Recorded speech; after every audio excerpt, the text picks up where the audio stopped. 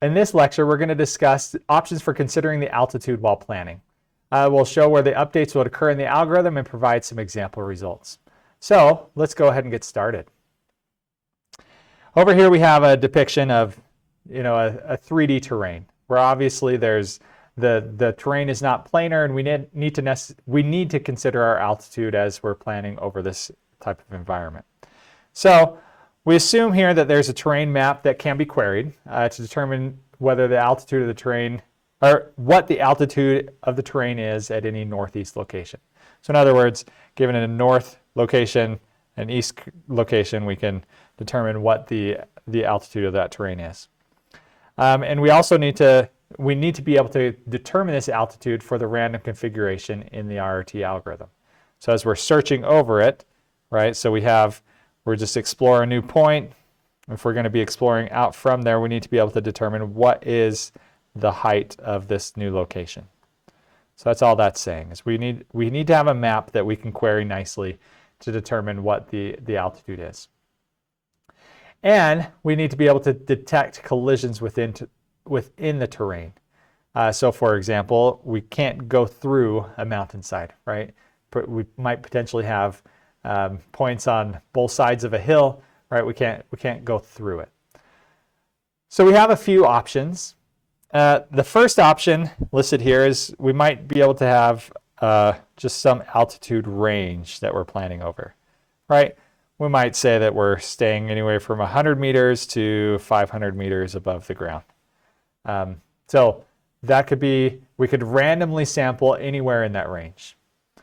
The second option is just choosing a discrete number of samples within that range. So we're not gonna go up and down all that much. We're just gonna say, hey, we can choose a few different values for our height. And in fact, maybe it's just 2 or 3.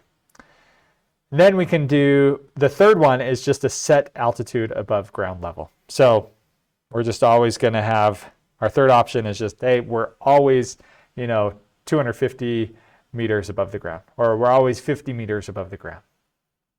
So then we'll test candidate paths to ensure that the flight angles are feasible and reject if it's not.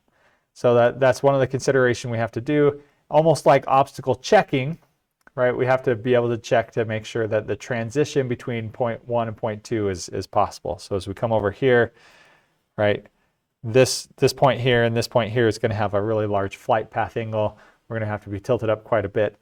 We'll only add those points in if it's feasible for the aircraft to be going up at such a rate. Okay. Excellent. So here's the algorithm with the 3D terrain, and you'll notice that it's the same as before. It's just we're going to have modified tests on if there exists a feasible path.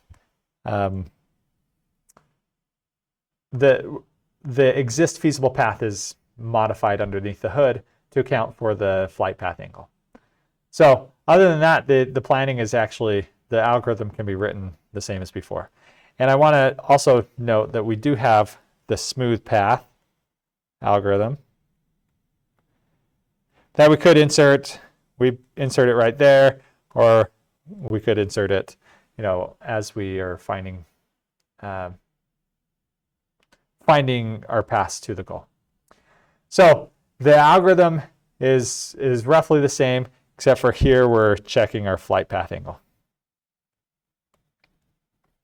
and collision with the 3D terrain. Excellent. So here's a few different examples, right? And these are assuming that we have the smoothing done after, right? But we sample over the 3D terrain, and you can see that our random exploration is covering the 3D terrain quite well. And as we finally get to our destination point, we're able to smooth the path, and we'll have less transitions, less points, and we can get from point A to point B nicely. Okay, here's another couple examples, and this kind of shows, again, we can still do the path smoothing in 3D terrain, and we can get rid of a lot of the jaggedness of our paths.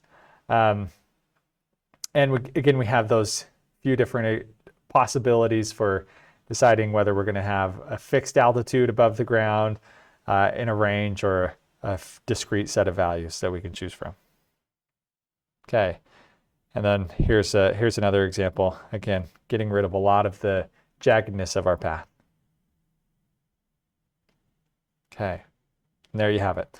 So we can add in the 3D terrain as an option when we're dealing with the RRT.